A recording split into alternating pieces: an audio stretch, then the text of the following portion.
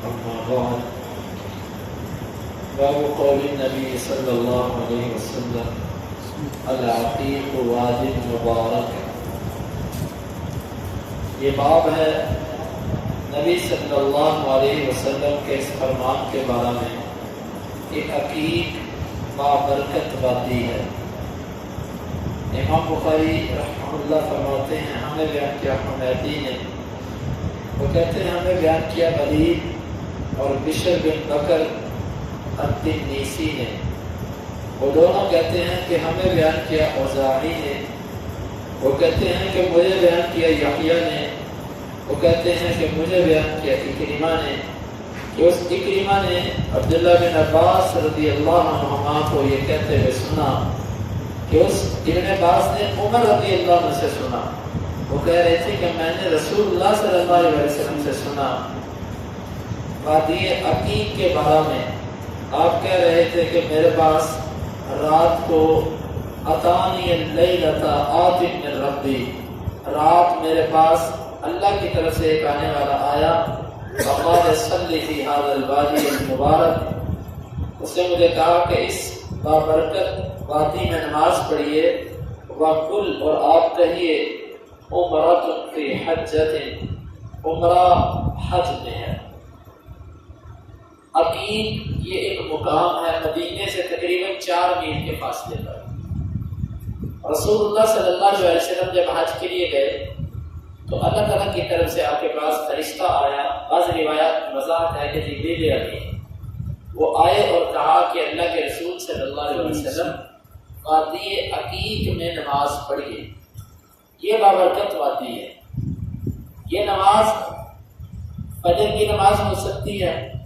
آپ صلی اللہ علیہ وسلم نے یہاں پر نماز پڑھی اور یہاں پر آپ ٹھہرے، اور یعنی کہ یہ ایک سنت طریقہ ہے کہ جب کوئی مدینے سے جائے وہ وادی عقیق کے اندر بھی کچھ دیر ٹھہرے، کیونکہ یہ بابرکت وادی ہے.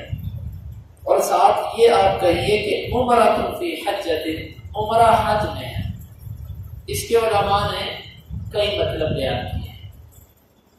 ایک اس کا مطلب یہ ہے کہ میرا یہ جو حج کا سفر ہے اس میں عمرہ بھی شامل ہے. رسول اللہ صلی اللہ علیہ وسلم نے جو حج کیا تھا یہ حج قران ہے. قران کا مطلب ہوتا ہے ملانا، قرانہ سے 2 چیزوں کو ملا دینا.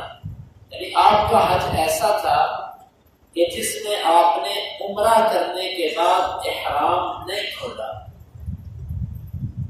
احرام باندھے رکھا، حتیٰ کہ 8 ذوالحجہ ہوئی آپ نے احرام پہلے سے باندھ رکھا تھا، آپ نے اتارا ہی نہیں تھا، اپنے میقات سے باندھا اور پھر اتارا ہی نہیں. آپ نے پھر جا کر پورا حج کرنے کے بعد اپنا احرام کھولا. جس سفر میں حج اور عمرہ ایک احرام کے ساتھ کیا جائے اور سواری یعنی کہ ذبح کرنے والا جانور بندہ گھر سے لے کر جائے، اس کو حج قران کہتے ہیں.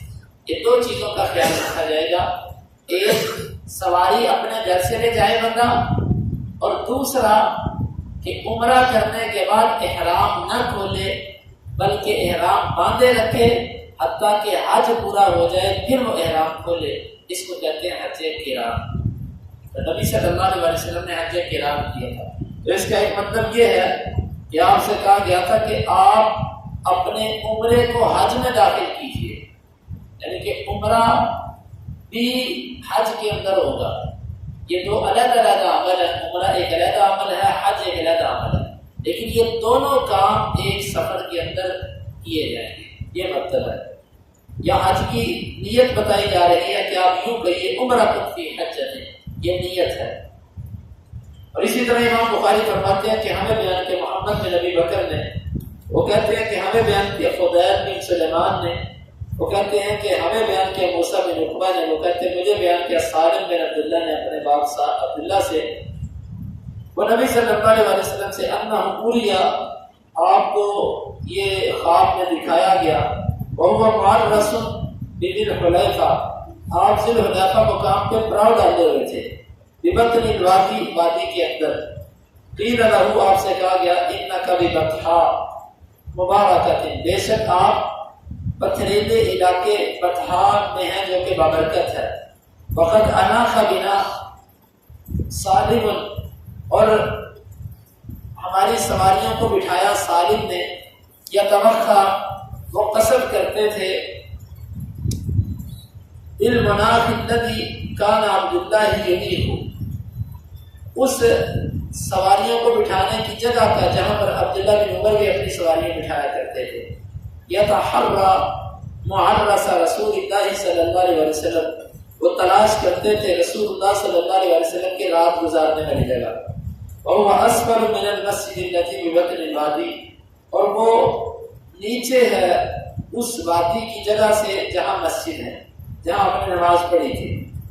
بینہ و بین الطریق وسط من دار، ان کے درمیان اور رستے کے درمیان ایک فاصلہ ہے.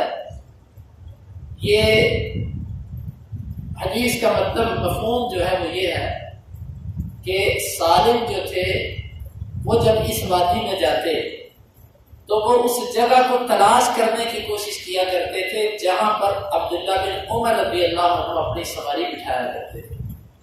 وہ یہ کیوں تلاش کرتے تھے؟ اس لیے کہ عبداللہ بن عمر بھی اس وادی میں اس جگہ پر نظر رکھتے تھے جس جگہ پر رسول اللہ صلی اللہ علیہ وسلم نے اپنی سواری بٹھائی تھی. تو یہ تبرک کے طور پہ اور نبی صلی اللہ علیہ وسلم سے سخت محبت ہونے کی وجہ سے اسی ادا کو اختیار کرنے کے لیے وہ ایسا کیا کرتے تھے کہ اسی مقام پر میں نے اپنی سواری بٹھانی ہے جہاں پر اللہ کے رسول صلی اللہ علیہ وسلم نے بٹھائی ہے. اور پھر تابعین بھی ایسے کیا کرتے تھے. یہ یاد رکھیں کہ یہ عبداللہ بن عمر رضی اللہ عنہ کا ایک اجتہاد تھا. اگر نہ پوری وادی میں کہیں بھی بندہ بیٹھ جائے تو یہ بابرکت وادی ہے، عمل ہو گیا، سنت پر عمل ہو گیا. لیکن عبداللہ بن عمر کا سخت حرص تھا، اتباع تھی، وہ اس لیے ایسا کیا کرتے تھے. تو باقی اس باب سے یہ معلوم ہوا کہ عقیق ایک بابرکت وادی ہے اور اس میں نماز پڑھنے کی بھی فضیلت ہے. آپ کو خاص حکم دیا کہ آپ اس میں نماز پڑھیں. اور جس طرح مدینے کی فضیلت ہے اس وادی کی بھی فضیلت ہے. تو اگر کوئی مدینے سے جائے عمرہ کرنے کے لیے، حج کرنے کے لیے، اس کے لیے میسر ہو تو وہ اس وادی کے اندر ٹھہرے، کیونکہ رسول اللہ صلی اللہ علیہ وسلم اس وادی میں ٹھہرے ہیں. اللہ رب العزت سے دعا ہے کہ وہ کتاب و سنت کو سمجھنے کی اور عمل کرنے کی توفیق عطا فرمائے. اللهم انفعنا بما علمتنا وعلمنا ما ينفعنا وزدنا علما. اللهم اقسم لنا من خشيتك ما يحول بيننا وبين معصيتك ومن طاعتك ما تبلغنا به جنتك ومن اليقين ما تهون به علينا مصائب الدنيا. متعنا اللهم بأسماعنا وأبصارنا وقوتنا أبدا ما أحييتنا واجعله الوارث منا واجعل ثأرنا على من ظلمنا ولا تجعل مصيبتنا في ديننا ولا تجعل الدنيا أكبر همنا ولا مبلغ علمنا ولا تسلط علينا من لا يرحمنا. وآخر دعوانا الحمد لله رب العالمين.